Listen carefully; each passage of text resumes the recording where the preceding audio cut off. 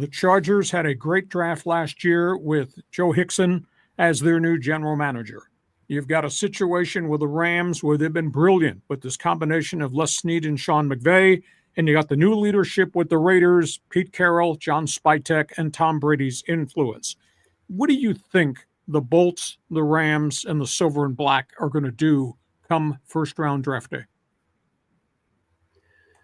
Well, the Rams are the toughest one for us to look at, as far as that goes. They've got the needs that they all have, in terms of what they might want.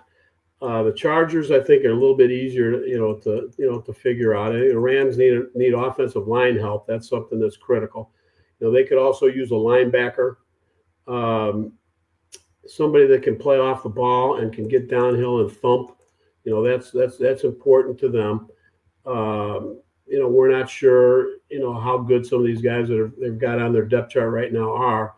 It wouldn't hurt them to have another edge defender for that type of defense that they play.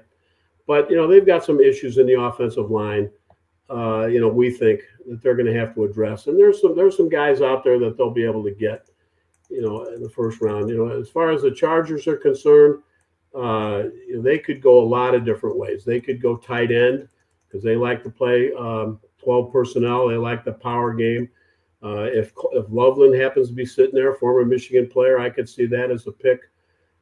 They could go wide receiver, somebody, to go along with, McConkey and Williams. Quentin Johnson got a lot better last year. So,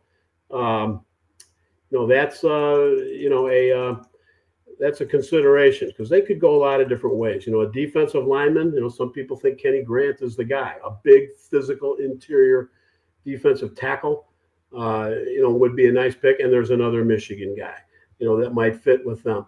So, those are some guys that, we've kind of looked at in different mock drafts. We've done 3 or 4 of those. And those are all possibilities. The Silver and Black, if they can get Ashton Genty, I think they'll jump. They would like to have another running back, I think. And I think he makes a lot of sense if he's there. The quarterback position, people are saying, hey, they might, like another quarterback they can develop. Maybe one of those guys down the line is a possibility. They could use some help in the secondary too, both at safety and at corner. Some people have Starks mocked to them too, so or one of the corners. So that's kind of the way we see it. They all have needs, and there's a lot of good players out there, so it's going to be best player available at a position of need when their turn comes.